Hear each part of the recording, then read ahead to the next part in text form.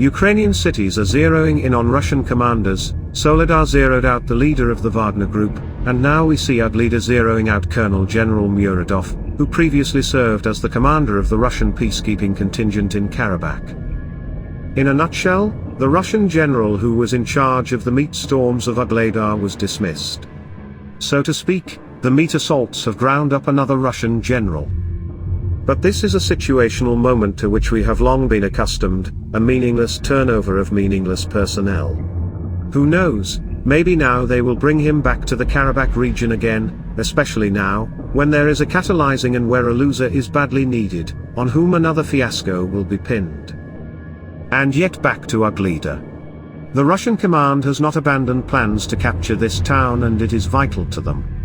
On the other hand, their lack of resources had forced them to reduce the intensity of the assault since mid-February and go into a state of restoration of combat effectiveness. Restoring the combat effectiveness of the group that stormed Uglida could take anywhere from a month and a half to 2 months. And this is important. After all, taking into account the decrease in the intensity of storming actions in the Uglida direction by the occupants from the middle of February, the recovery process has already been underway for a month and a half. In other words, the middle or end of April could be the next stage in the activation of Russian troops in the Uglida direction. By then the Vostok group of troops will have a new commander, who will also demonstrate to Putin a high level of efficiency, but already on T-62M. For the defenders of Uglida, this is not a particularly bright prospect, but in general, what does it say? It suggests that the pressure on the Bakhmut and Avdiivka directions may significantly decrease, as the new face will try to serve himself to the supreme commander by capturing Uglida.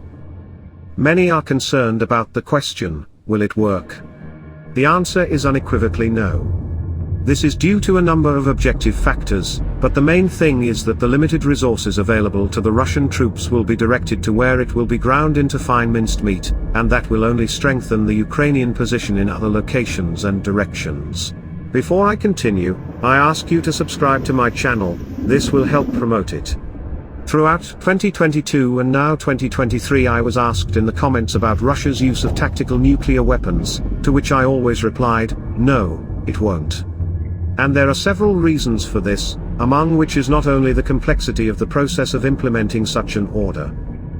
An important reason for not using them is that such warheads became ineffective as early as the late 1970s, given the combat tactics of the time. That is, the use of tactical nuclear weapons had no serious impact on the combat zone 50 years ago.